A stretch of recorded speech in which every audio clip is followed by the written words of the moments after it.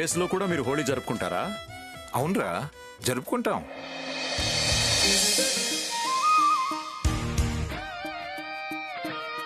ఏ దేశంలో ఉన్నా మన దేశ సంస్కృతిని సాంప్రదాయాల్ని మర్చిపోకూడదు కదా.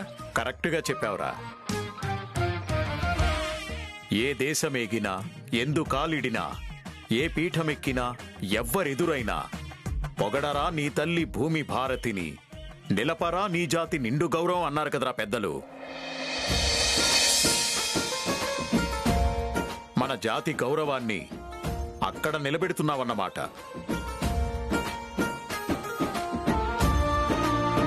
రేయ్, భారతీయులుగా అది మన బాధ్యత కదరా. ఎప్పుడైనా నన్ను చూస్తే, నేను ఎఫ్ఎం స్టేషన్లో ఉద్యోగం చేస్తున్న విషయం చెప్తే పరిస్థితి తల్లకిందులైపోతుంది. అఖిల్ బాబు జీవితంలోకి కళాకారులు రావడం వల్ల గండం ఉందని అంతలా నమ్ముతున్న అత్తయ్య గారు నేను సింగర్ అనే విషయం తెలిస్తే తట్టుకోలేరు. అత్తయ్య గారికి బాధ కలిగించే విషయాలు ఏవి చెప్పొద్దని, ఆవిడికి బీపీ పెరగకుండా చూసుకోవాలని మరీ చెప్పారు. అలా బీపీ పెరిగితే గుండెపోటు వచ్చే ప్రమాదం ఉందని డాక్టర్ గారు చెప్పారు. ఇప్పుడు నేనే కృష్ణ తులసినని, ఆ పాటలు పాడేది నేనేనని అత్తయ్య గారికి తెలిస్తే అటువంటి ప్రమాదం జరిగే అవకాశం ఉంది. వద్దు కన్నయ్య, అటువంటి పరిస్థితి రానివద్దు. అత్తయ్య గారు నిండు నూరేళ్లు ఆరోగ్యంగా ఉండాలి. అలా ఉండాలి అంటే నేను అనంత సైన్యం గారి కంటపడద్దు. అనంత సైన్యం గారు ఈ ఇంటి నుండి బయటికి వెళ్లేలోపు నేను ఆయన కంట పడకుండా చూసే బాధ్యత నీదే కన్నయ్య, నీదే.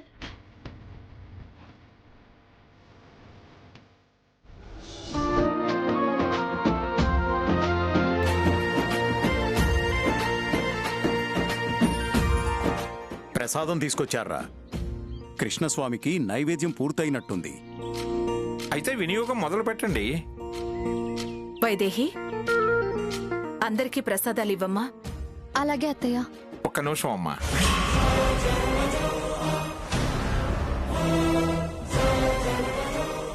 ఒరే ఆనందం, మీ చిన్న కోడలు కృష్ణ భక్తురాలు అన్నావు కదా, తన చేత ఆ కృష్ణ ప్రసాదాన్ని ఈ కృష్ణ భక్తులకు ఇప్పిస్తే బాగుంటుంది కదరా.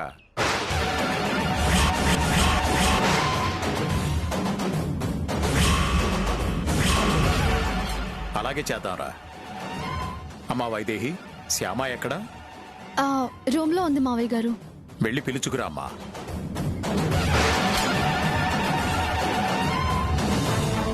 శ్యామాని పిలవమంటే అఖిల్ టెన్షన్ పడుతున్నాడేంటి?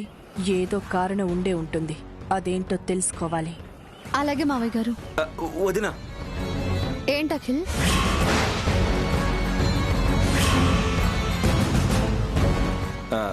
శ్యామ ఏదో పనిలో ఉన్నట్టుంది. ఆ ప్రసాదం నువ్వే పెట్టు. ప్రసాదం పెట్టడం కంటే ముఖ్యమైన పనులు శ్యామకేముంటాయి అఖిల్? అంటే కృష్ణ భక్తులకి కృష్ణ ప్రసాదాలు పెట్టడం కంటే ముఖ్యమైన పని కృష్ణ భక్తురాలైన శ్యామకి ఏముంటుంది అని నా ఉద్దేశం. అవును కదా. సర్లే, శ్యామ చేతే ప్రసాదం పెట్టిద్దాం. నేను వెళ్ళి శ్యామని పిలుచుకొని వస్తాను. నువ్వెందుకు అఖిల్ వెళ్ళటం? నువ్వు అలా కూర్చొని మాట్లాడుతూ ఉండు, అక్క వెళ్ళి తీసుకొస్తుంది. అక్క, నువ్వు వెళ్ళి శ్యామని తీసుకురా. అలాగే.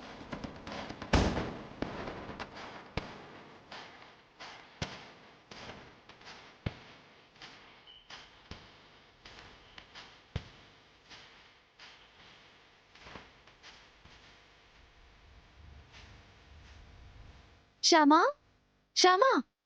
ఏంటక్క? నిన్ను పిలుస్తున్నా శ్యామా, రా.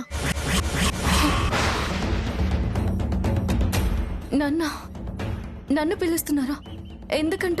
వాళ్ళకి ప్రసాదం పెట్టడానికి శ్యామా. అక్క, నువ్వు పెడతానన్నావు కదా ప్రసాదం. కానీ అనంత శయనం గారు నీ చేతే ప్రసాదం పెట్టించమంటున్నారు.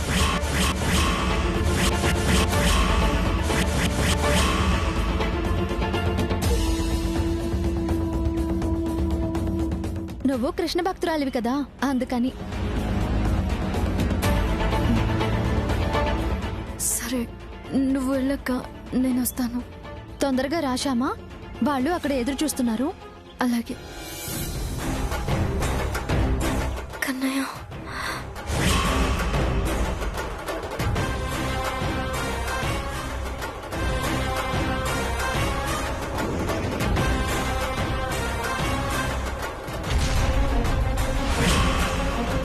ఏంటి కన్నయ్య, ఏంటి ఇటువంటి క్లిష్ట పరిస్థితుల్లో పడేసావు నన్ను? ఇప్పుడు నేనేం చేయాలి? ఆయన నన్ను గుర్తుపడితే పరిస్థితి ఏంటి? ఈ గండం నుంచి నువ్వే కాపాడాలి కన్నయ్య.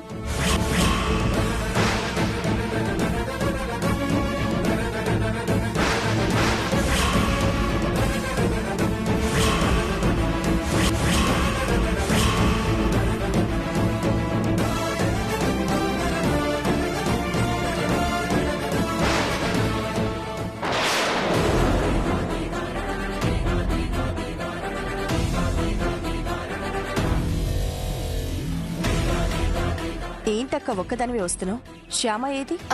వస్తుంది ఐశ్వర్య.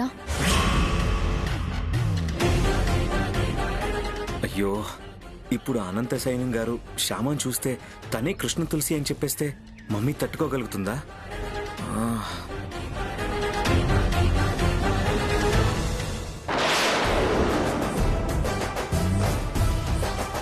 అదిగో శ్యామ వస్తుంది.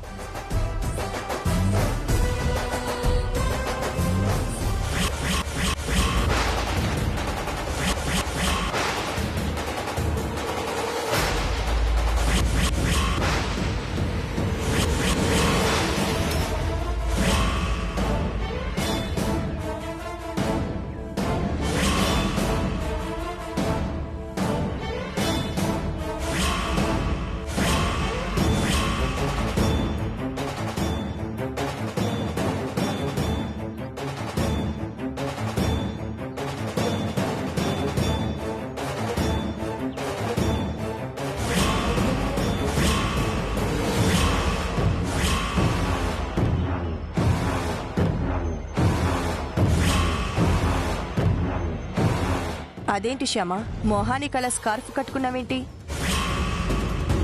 రంగులు చల్లుకున్నాం కదా, ఎంత కడిగినా మొహం మీద మరకలు పోలేదు.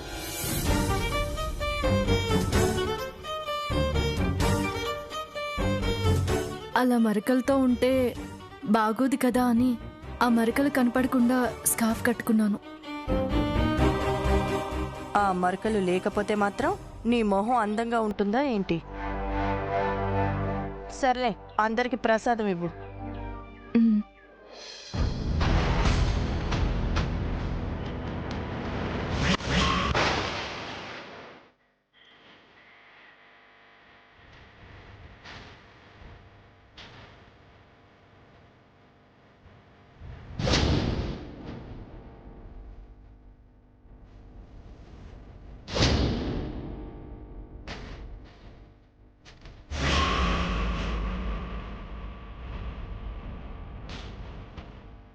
నీ పేరేమిటమ్మా?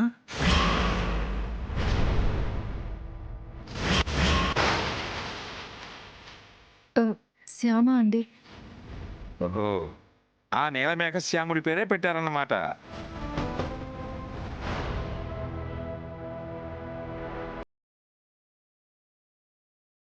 మనిషి రంగు కూడా ఆ నీలమేఘ శ్యాముడిలానే ఉంటుందిలేండి.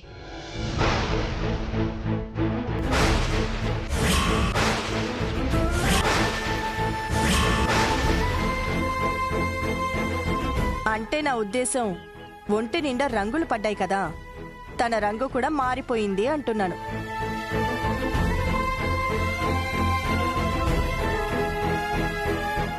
నువ్వు ప్రసాదం పెట్టు శ్యామా. తాతయ్య, హోలీ పండుగ రోజు రంగులు ఎందుకు చల్లుకుంటారు? హోలీ పండుగ రోజు కృష్ణుని ఎందుకు పూజిస్తారు? ఎందుకు ఇలా నైవేద్యాలు పెడతారు? ఆ ప్రశ్న అడగాల్సింది తాతయ్యని కాదురా, కృష్ణ భక్తురాలైన మీ పిన్నిని. నువ్వు చెప్పు పిన్ని, ఎందుకలా చేస్తారు? అలా చూస్తావేంటి శ్యామా, చెప్పు. పిల్లాడు అడుగుతున్నాడు కదా. చెప్తానక్క, చెప్తాను. కృష్ణుడు ఎలా ఉంటాడు? నల్లగా ఉంటాడు. రాధ ఎలా ఉంటుంది? తెలియదు నాకు. రాధ తెల్లగా ఉంటుంది. రాధ రంగుతో తన రంగుని పోల్చుకొని చిన్ని కృష్ణుడు బాధపడుతూ ఉండేవాడంట.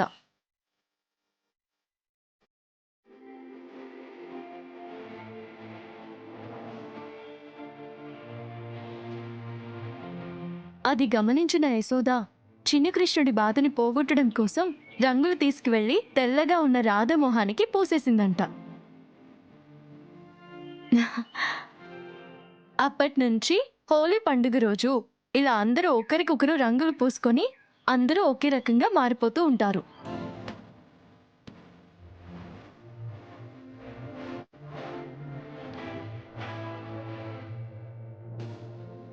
మనుషుల మధ్య ఈ రంగుల విషయంలో ఎలాంటి భేదాలు ఉండకూడదని మనకి చెప్పడం కోసమే కన్నయ్య అలా చేశాడనమాట.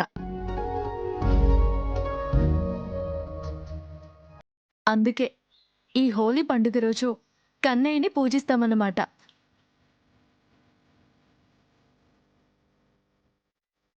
బాగా చెప్పావమ్మా. చిన్నపిల్లలకు కూడా బాగా అర్థమయ్యేలా చెప్పావు.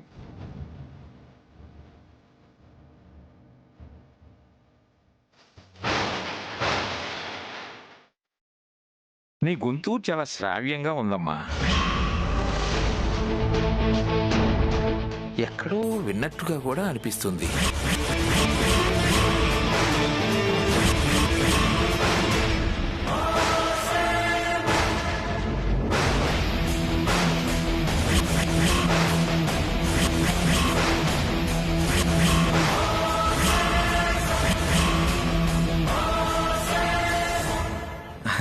తన గొంతు మీరు వినే ఛాన్సే లేదు అంకుల్. ఎందుకంటే ఇంతకుముందు తన్నెప్పుడు మీరు కలవలేదు కదా. అఫ్ కోర్స్ మేము కలవలేదు. తను నాకు తెలియకపోయినా కూడా తన గొంతేదో నాకు తెలిసినట్టుగా అనిపిస్తుంది.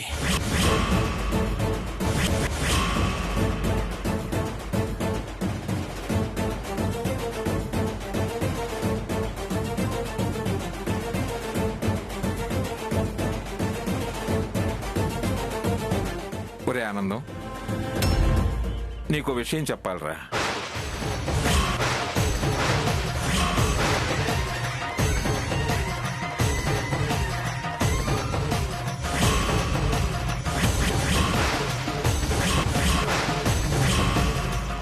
ఏంట్రా అది? చాలా ముఖ్యమైన విషయం రా.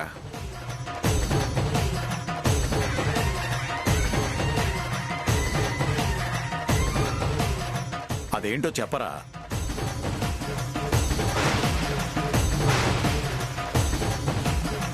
అది నీ చిన్న కోడలు జీవితానికి సంబంధించిన చాలా ముఖ్యమైన విషయం.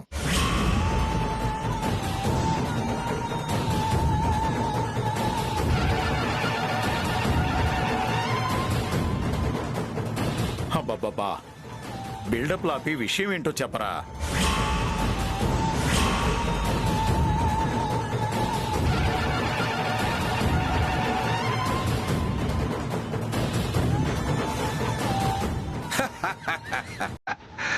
మరేం లేదురా, నీ చిన్న కోడలు శ్యామ గొంతు చాలా చక్కగా ఉందిరా.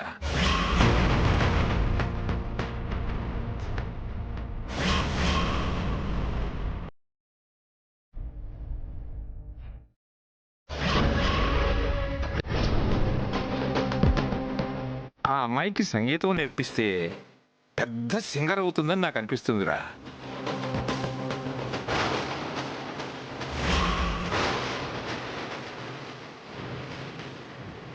నా మాట విని రేయ్ తనకు సంగీతం నేర్పిస్తావా?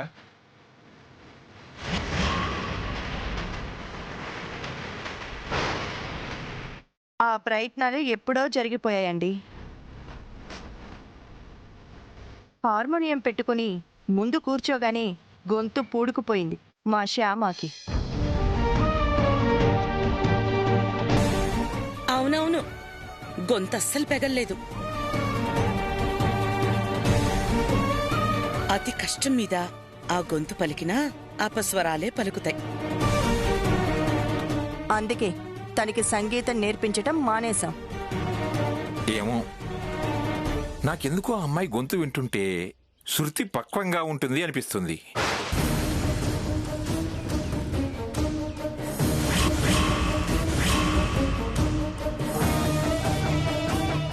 సంగీతం నేర్పిస్తే మా ఎఫ్ఎంలో పాడే కృష్ణ తులసిలాగా మంచి సింగర్ అవుతుంది అని కూడా అనిపిస్తుంది.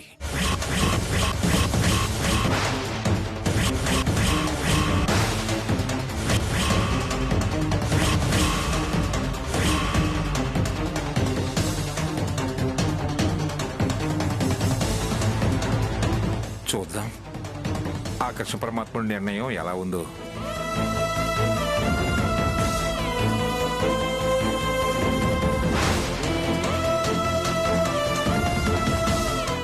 ఓకే, ఇక మేము వెళ్ళొస్తాంరా.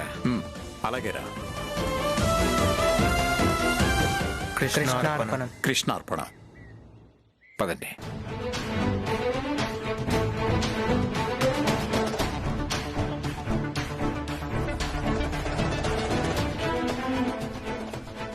వీళ్ళ మధ్య ఏదో జరుగుతుంది. అదేంటో తెలియడం లేదు. తెలుసుకుంటాను.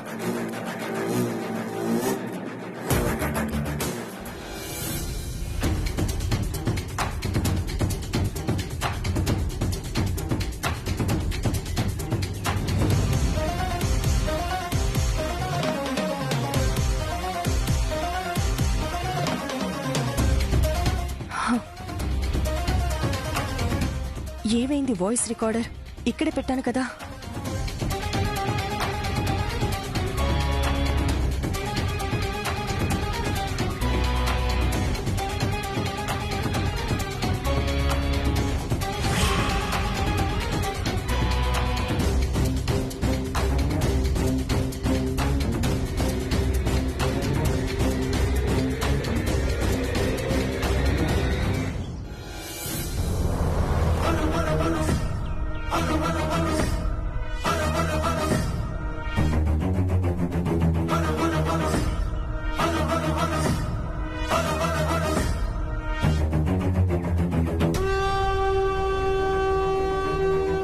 ఏ బన్నీ, ఇట్రా. ఏంటి పిన్ని? ఇక్కడ ఓ చిన్న వస్తువు ఉండాలి. నువ్వేమైనా చూసావా? లేదు పిన్ని, నేను చూడలేదు. సరే, నువ్వెళ్ళు.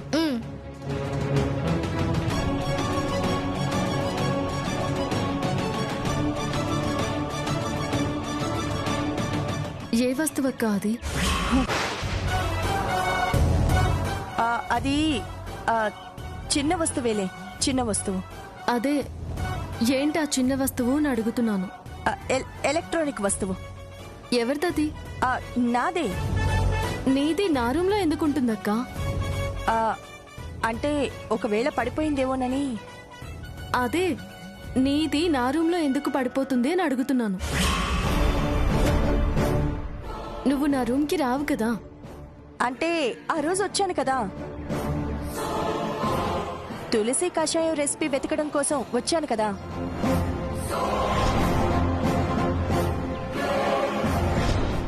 అలా ఆ రోజు వచ్చినప్పుడు నా హ్యాండ్ బ్యాగ్ లో నుంచి అది ఇక్కడ పడిపోయిందేమోనని. ఆ రోజు నువ్వు హ్యాండ్ బ్యాగ్ తెచ్చినట్టు లేవే.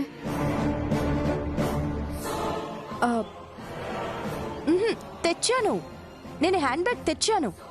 నీకు గుర్తులేదేమో. సర్లే, అదెక్కడుందో నేను వెతుక్కుంటాను.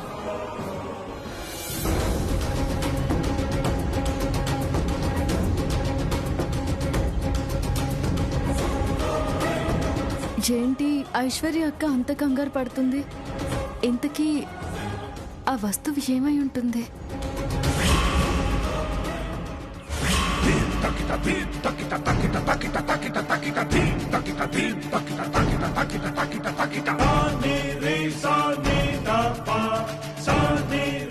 ఈ గొంతు బాగా తెలిసిన గొంతులా ఉంది.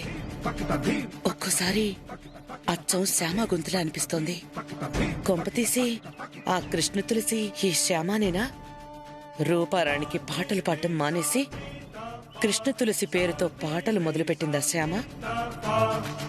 తెలుసుకోవాలి, వెంటనే తెలుసుకోవాలి. శ్యామ, ఇట్రా. ఏంటి గురువమ్మ? కృష్ణ తులసి అంటే నువ్వే కదా?